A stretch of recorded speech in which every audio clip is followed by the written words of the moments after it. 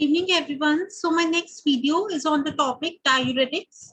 Now after a long period of time, I'm going to discuss with you about diuretics in the kidney, in the organ kidney. I'm going to discuss with you diuretics. And before I start my video, I want to request you, if you like this video and if it is useful to you and if it is helpful to you, kindly subscribe to my YouTube channel, that is Dr. Nitika Pharmacology Discussion.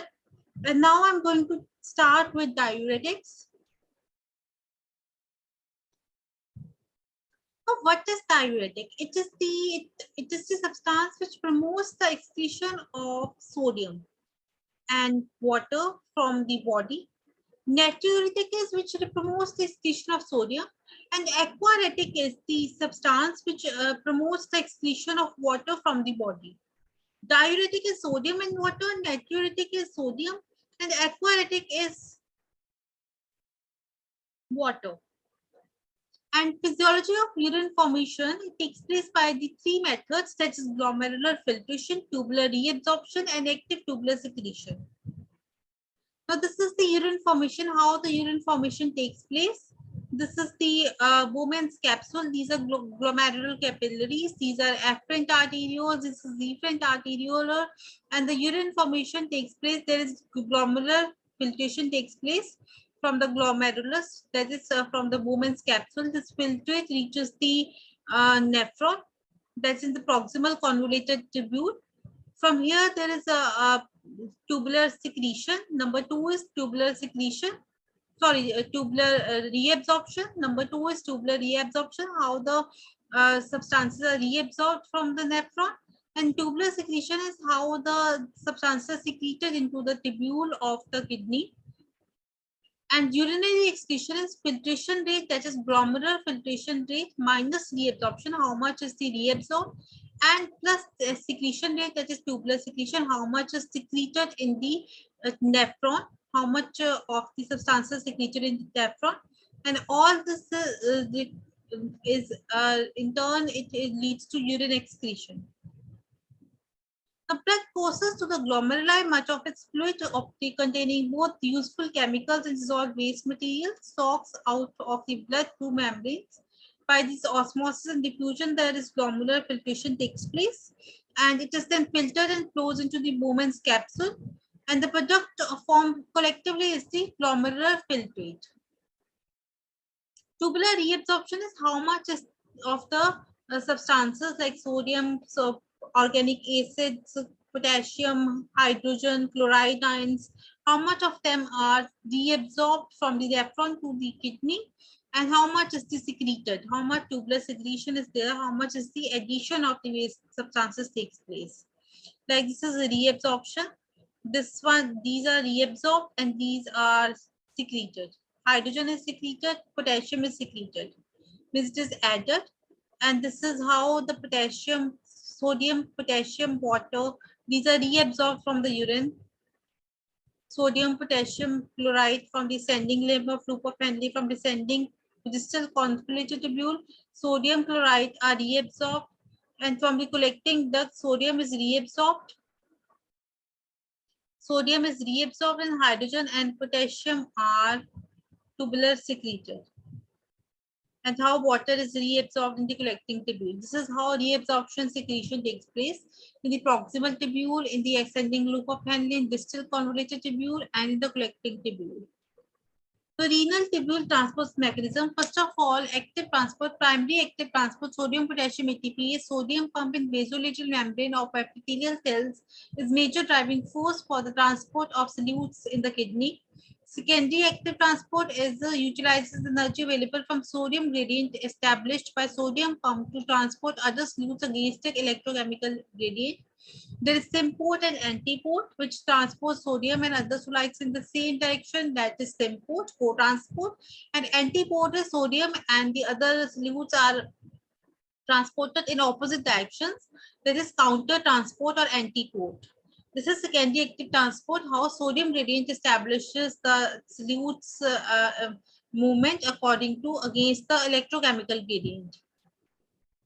The symporter, it is the involved in movement of the two different molecules or ions, that is co-transporter. The example of co-transporter, that is all the ions are moved in the same direction, that is sodium, potassium, 2-chloride, these are reabsorbed in the ascending limb of loop of Henle, thick ascending limb of loop of Henle in the renal tubules of the kidney.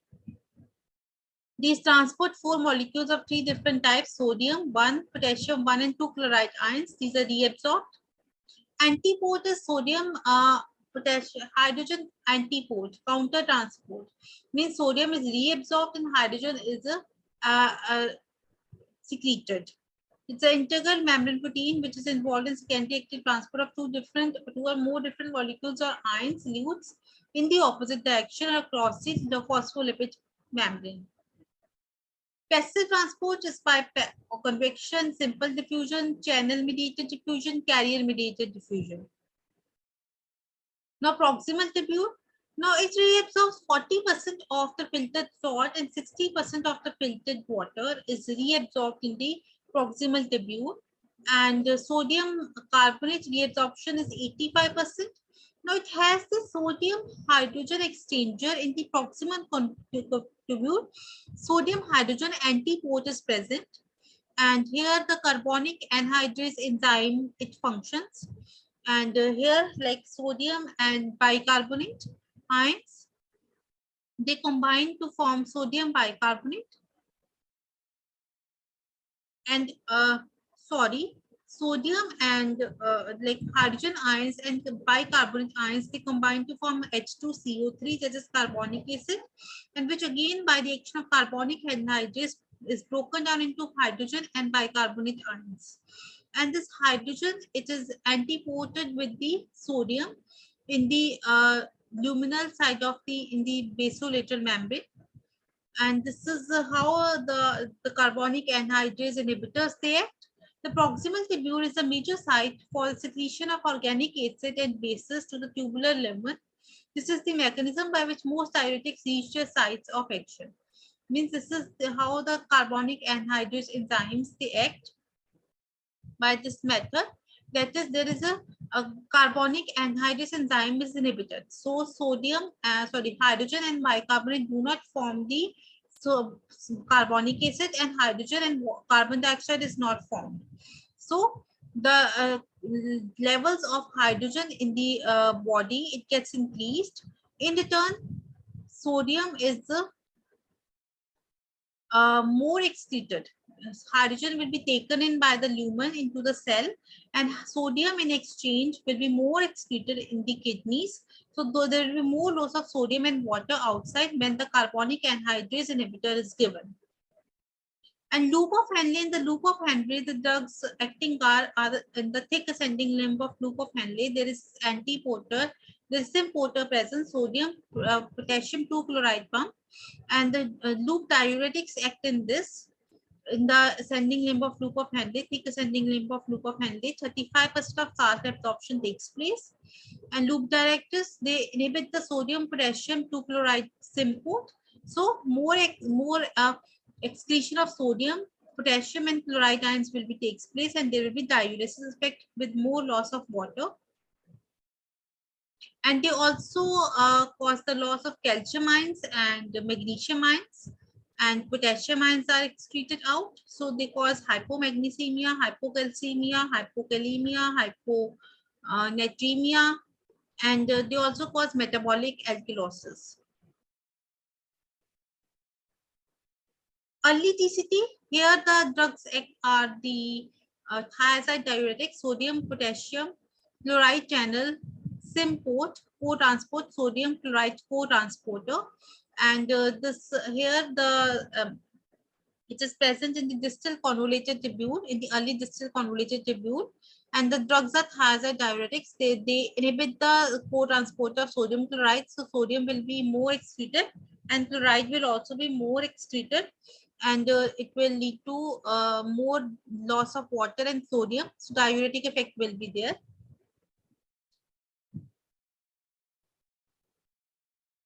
This is the DCT, late DCT. Thiazides, they block the sodium chloride and the symporter. So more sodium will not be exchanged. So potassium will be more excreted.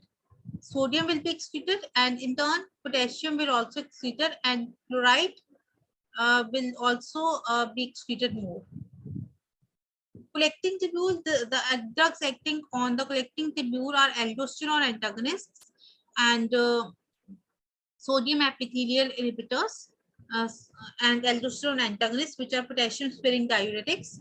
And sodium reabsorption in the collecting tubule is mediated by sodium channel, which can be inhibited by amiloride and triamterone. These are sodium epithelial channel blockers. And aldosterone antagonists are the drugs like spironolactone, eplerenone, and they inhibit the resorption of the sodium in collecting tubules. The aldosterone is blocked, and so resorption doesn't take place. So there is loss of sodium in the collecting tubules along with loss of water. And they also inhibit the potassium secretion. These drugs, they inhibit the potassium secretion also. So these are also known as the potassium sparing diuretics, because the loop diuretics and thiazide diuretics, they cause hypokalemia. These are the drugs they cause the hyperkalemia. So these are the drugs which are used in combination with thiazides and the loop diuretics.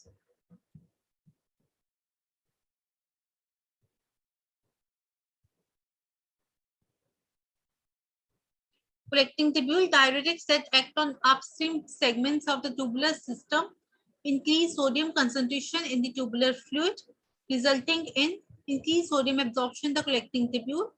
And they also cause potassium secretion and hypokalemia. And water permeability in the collecting tubule is regulated by antidiuretic hormone. So clinical applications of the diuretics will be, these are used in the edematous states like heart failure, hepatic ascites, increased portal blood pressure, hyperaldosteronism, nephrotic syndrome, and premenstrual edema.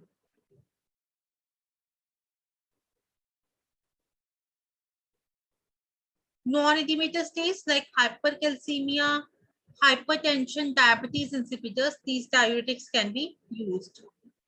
Now I'm going to discuss with you the diuretic agents. These are divided into carbonic anhydrase inhibitors like acetazolamide, brinzolamide, dorzolamide, loop diuretics like furosemide, bumetamide, torsemide, thiazide and thiazide-like diuretics, thiazide like hydrochlorothiazide, chlorothiazide, mechlorothiazide, osmotic diuretics like mannitol, glycerol, potassium-sparing diuretics like spironolactone, eplerenone, amiloride, and uh, triamterone. So this is the how the action of various diuretics acts. Carbonic anhydrase inhibitors, they act in the proximal convoluted tubule. Loop diuretics act in the thick ascending loop of Henle. And thiazide diuretics, they act in the distal convoluted tubule. Potassium sparing diuretics act in the collecting tubule. And these carbonic anhydrase inhibitors, they inhibit the formation of the carbonic acid, and thus the levels of hydrogen ions, they increase in the lumen, and in turn they are more absorbed in the cells, hydrogen ions, and in turn the sodium ions, these are lost in the lumen. So there will be more loss of sodium ions. In the same way, this is sodium potassium 2 chloride importer is blocked by the loop diuretics, and sodium chloride importer is blocked by the thiazides, and aldosterone is antagonized by this potassium sparing diuretic. So more loss of sodium will be there, and potassium and hydrogen will be reabsorbed. So they will lead to hyperkalemia. This is again the action. The acetazolamide or the carbonic anhydrase inhibitors act at this level. Osmotic diuretics act at this level, and in the collecting tubule also. These are non-specific. Basically, these act in any part of the nephron, like these are acting in the descending limb of loop of Henle also, collecting tubule also, and in the proximal convoluted tubule also. Loop agents, they act in the thick ascending limb of loop of Henle. Thiazides, they act in distal convoluted tubule, and aldosterone antagonists, they act in the collecting tubule, and ADH antagonists also act in the collecting tubule. Now, carbonic anhydrase inhibitors, they act in the PCT and they catalyze the action of hydrogen carbonic acid. By blocking the carbonic acid, they block the reabsorption of sodium bicarbonate and they cause the diuresis. Means they will cause excretion of sodium ions and the bicarbonate ions will be excreted out. And these are the diuretics along with water, they will be excreted out. And they have special applications. The prototype drug is the acetazolamide. In the proximal convoluted tubules, these drugs act, carbonic anhydrase inhibitors. Osmotic diuretics can act in any part of the nephron. Loop diuretics in thick ascending limb of loop of Henle. Thiazide diuretics in distal convoluted tubule, and in the collecting tubule, the drugs acting are potassium-sparing diuretics. Now, this is how the mechanism of action is. Hydrogen and this hydrogen ions and this bicarbonate ions. This is the lumen. Here, hydrogen and bicarbonate ions will combine to form carbonic acid, and carbonic acid will break down to form carbon dioxide and water. And this carbonic anhydrase enzyme acted at both of these levels. And when we give the inhibitors of these ions, there will be more formation of hydrogen ions. More formation of hydrogen ions in the lumen will be there. Accumulation of hydrogen ions, because bicarbonic acid will not be formed. Carbonic acid will not be formed. And thus the sodium ions will be reduced in the lumen. It will be excreted in the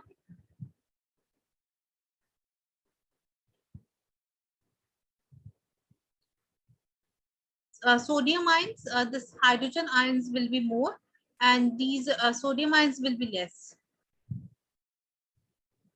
Sodium ions will accumulate in the cell, and this bicarbonate carbonic acid will not be formed, and this carbon dioxide is more accumulated in the blood.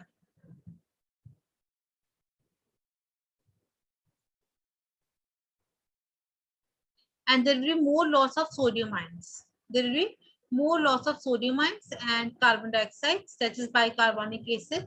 Carbon dioxide will be more lost from the lumen.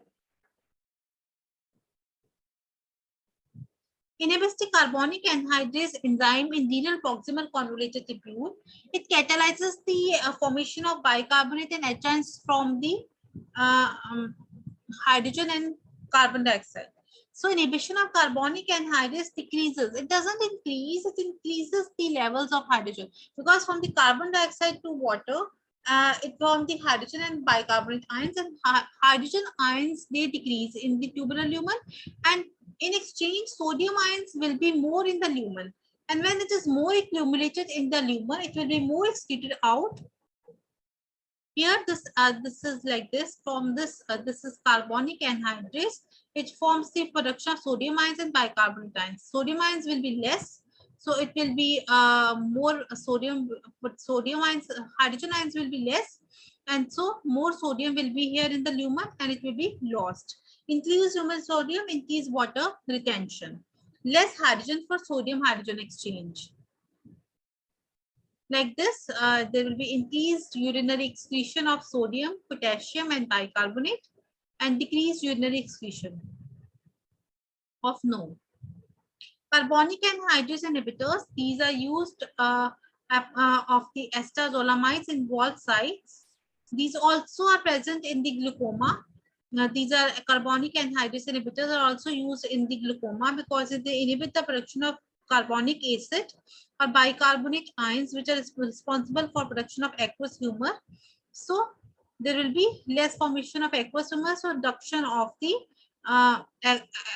intraocular pressure will be there. Formation of CSF in the choroid plexus also involves the bicarbonate secretion. Clinically, these are used in the glaucoma, that is acute congestive glaucoma, angle closure glaucoma we can use, like dorzolamide and brinzolamide.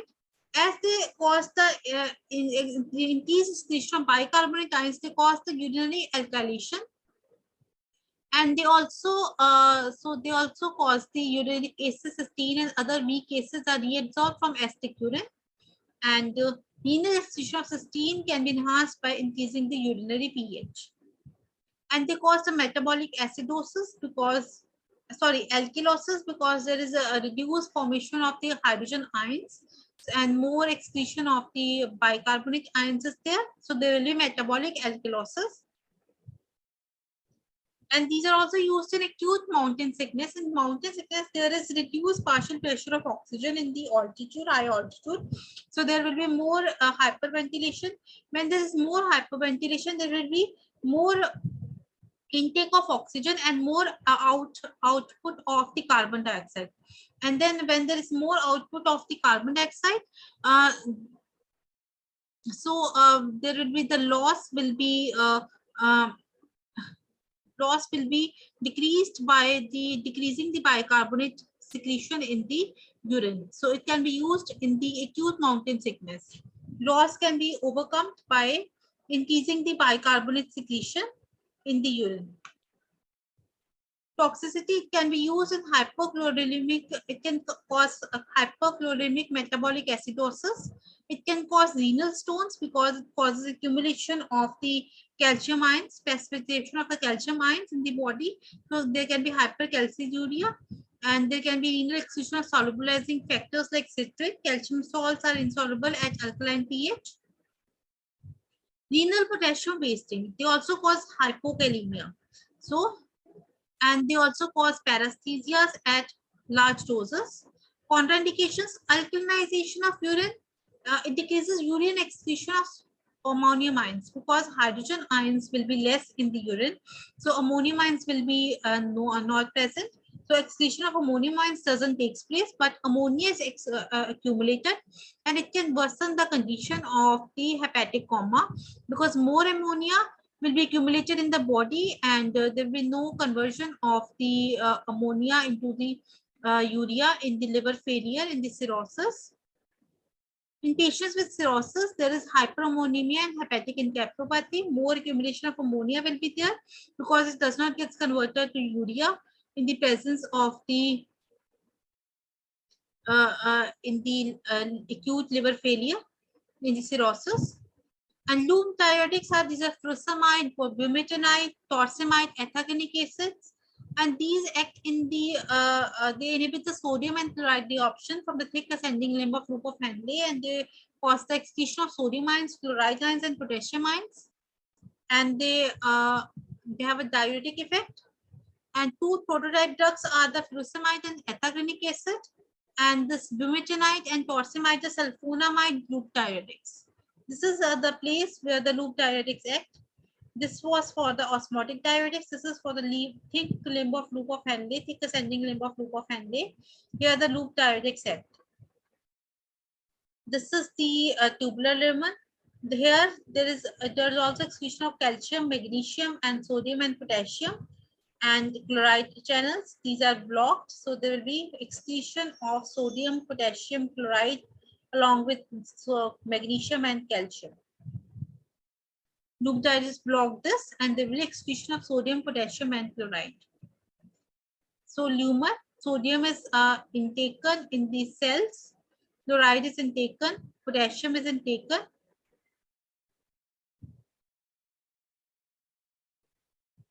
And it is again secreted in the lumen, and calcium also gets secreted down. Calcium is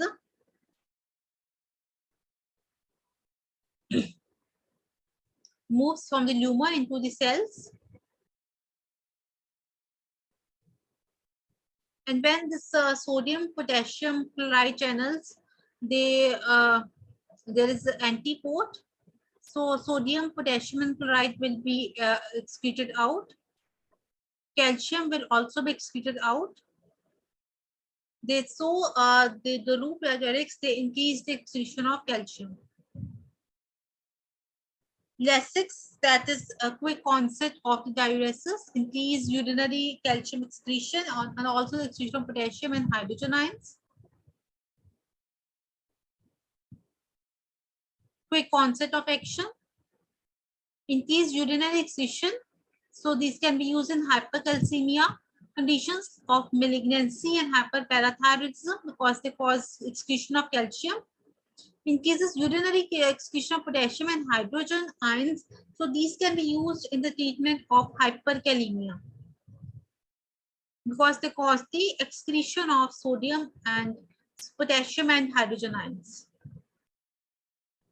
This is how the loop diuretics act. They act in the sodium, potassium, 2-chloride channels, and this potassium is also excreted, and calcium and magnesium is also excreted. Loop diuretics, these are effective of furosemide. Its duration is 2 to 3 hours, and these are they correlate with the secretion by the proximal tubule. NSAIDs compete for weak acid secretion in the proximal tubule. They reduce secretion and activity of loop diuretics. Pharmacodynamics, they inhibit this receptor in the thick ascending limb of loop of Henle, sodium, potassium, 2-chloride importer.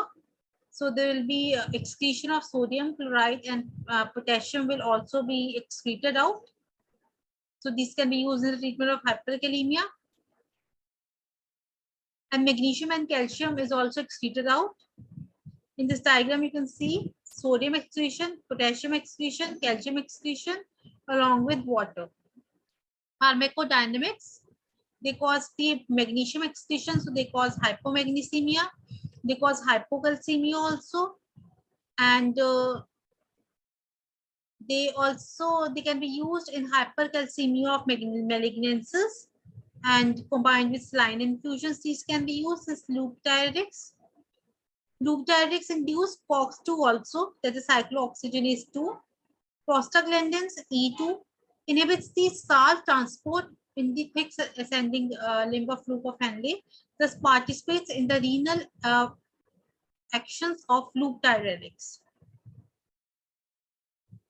That is, it participates, the prostaglandins participates in the renal actions of the loop diuretics, and since they blunt the COX activity, interfere with the actions of loop diuretics, and minimal in otherwise normal subjects, this interference, and but may be significant in patients with nephrotic syndrome and hepatic cirrhosis. It may be more seen, and since they may disorganize or they may counteract the function of loop diuretics.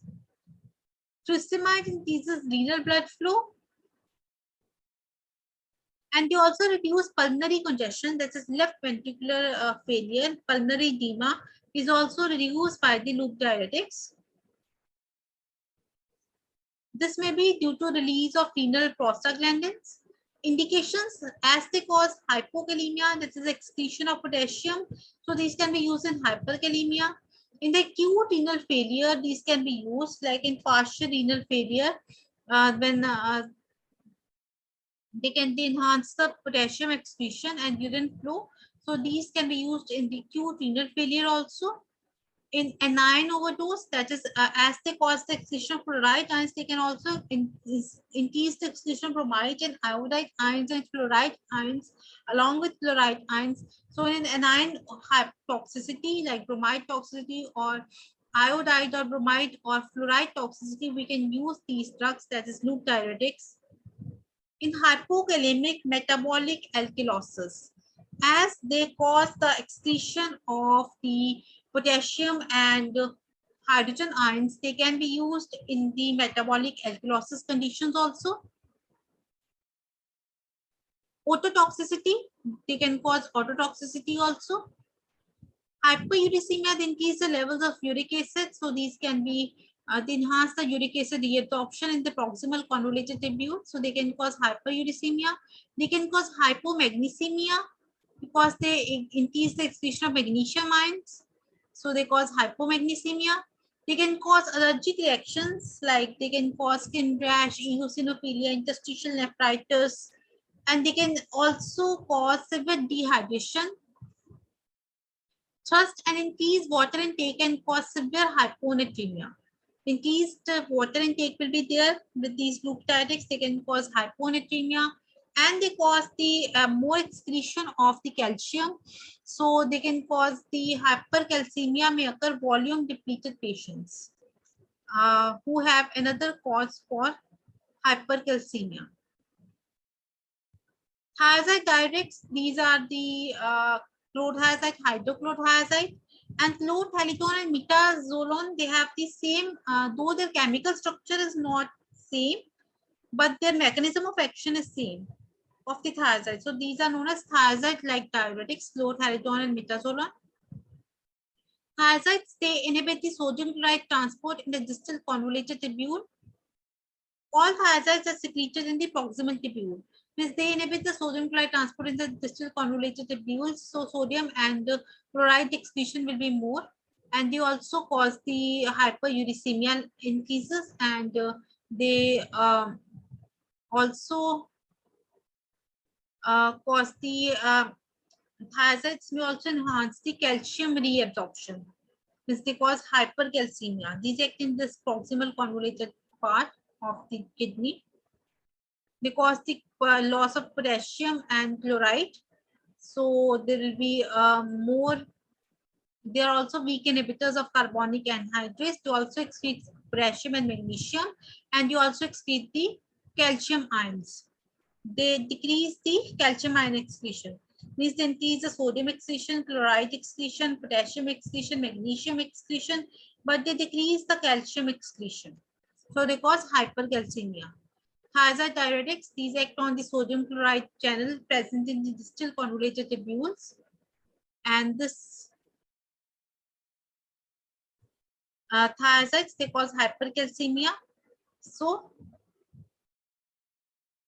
they also cause the renal stones because they cause deposition of the useful in renal stones caused by hypercalciuria, because they have the increased levels of the calcium ions in the blood, but calcium deposition in kidney is less, so they cause the hypercalciuria. And these actions depend in part of renal prostaglandins, so this can be inhibited by the NSAIDs. These can be used in hypertension, heart failure, and hypercalciuria because they decrease the excretion of the calcium. Nephrogenic diabetes inhibitors, these can be used because they improve the action of ADH on the kidneys.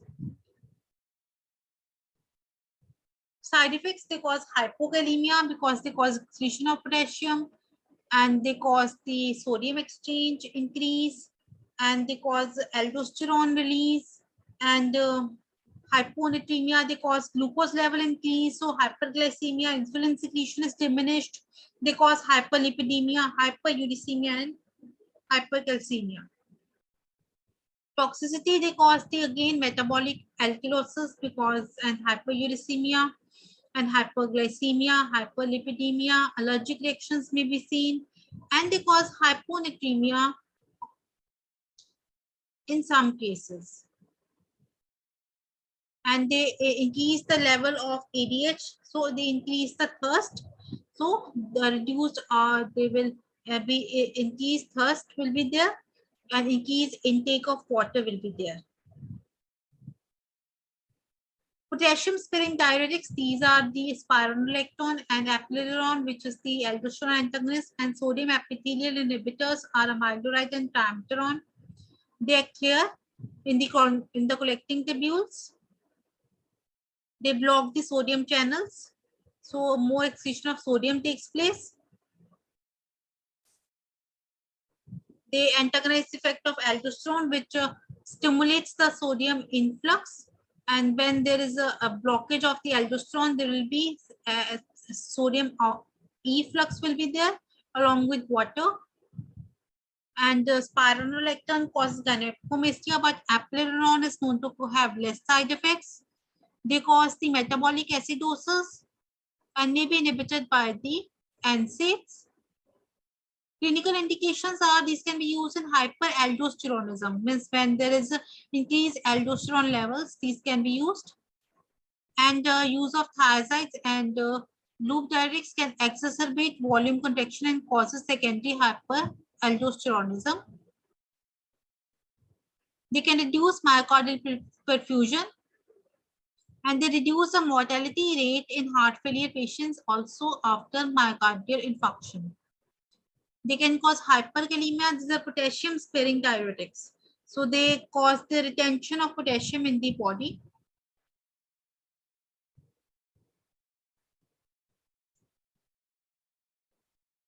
And they are also greatly increased, this risk is greatly increased by renal disease, by the drugs like beta blockers, NSAIDs, and by the use of drugs like ACE inhibitors, angiotensin receptor blockers, because they also cause the hyperkalemia. So this can worsen the condition. Combination of these potassium-sparing diuretics with thiazides and loop diuretics can cause the decrease of the hypokalemia and alkalosis of the thiazides and loop diuretics. Hyperchloremic metabolic acidosis is the toxicity of potassium-sparing diuretics. Gynecomastia by spironolactone, impotence, BPH is reported. And they may also cause the acute renal failure when it is combined with NSAIDs like indomethacin. When triamcinolone is combined with indomethacin, it is not seen with other potassium-sparing diuretics. Triamcinolone may also cause renal stones. Contraindications are in chronic renal insufficiency because hyperkalemia can occur more exaggerated, and they can lead to enzyme inhibitors like ketoconazole can lead to increased levels of epinephrine. Effects, agents that alter water excretion, these are osmotic diuretics and antidiuretic hormone agonists and antidiuretic hormone antagonists. And this osmotic diuretics are the mannitol, urea, glycerol, isosorbide. These are non-specific. These can act in any part of the nephron. They can act in the thick ascending limb of loop of Henle or in the proximal convoluted tubule also, or in the collecting tubule also. And they increase the osmotic pressure, especially in the proximal tubule and the loop of Henle, because they prevent the passive reabsorption of water, means they cause the osmosis. So there will be excretion of the hydrogen water from the this lumen of this nephron. Increased sodium and water excretion will be there. Mannitol, it is the non-toxic, fully filtered, non-reabsorbable, non-metabolized drug. It can be used in acute renal failure or in cardiovascular disease or in nephrotoxic drugs. And it can be used in the glaucoma also, that is basically in the acute congestive glaucoma, and in increased intracranial pressure conditions. Urea, glycerol, and isosorbide are less efficient. They are orally administered. It is administered, mannitol is administered intravenously, and it is given in large doses.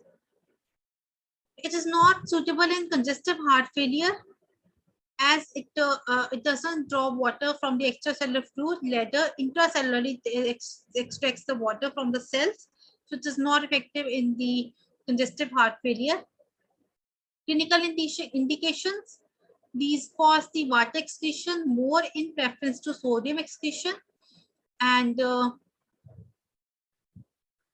they prevent the anuria from large pigment loads to the kidney. Intracranial pressure reduction is there, and it also reduces the intraocular pressure in the ophthalmological examinations. Side effects, increase in extracellular fluid volume, cardiac failure, pulmonary edema, hypernatremia, hyperkalemia, secondary to diabetes, impaired renal failure, and there is headache, nausea, and vomiting.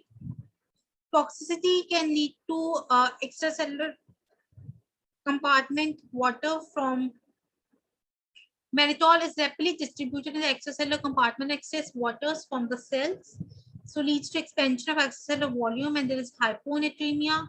This causes delusional hyponatremia and complicate heart failure and may also cause the pulmonary edema. And in diminished renal function, mannitol is retained and osmotic extraction of water from cells leading to hyponatremia. ADH agonists are the vasopressin and desmopressin. These are used in the treatment of the central diabetes insipidus when ADH deficiency is there in the brain. And these are mediated by V2 receptors. Antagonists are colvaptam, conivaptam, and tolvaptam. These act against both V1A and V2 ADH receptor antagonists. These are used in the treatment of congestive heart failure and syndrome of acute ADH secretion. They cause the excretion of sodium and water. And lithium and demiclocycline is also anti-ADH effects it is also having, but it has many side effects and are not used. Clinical indications in syndrome of acute ADH secretion when water restriction has failed. Thank you. I hope you understood my lecture. And if you understood my lecture, kindly subscribe to my YouTube channel, that is Dr. Nitika Hans Pharmacology Discussion. Thank you. Happy learning. Be safe, be healthy, be happy. Thank you.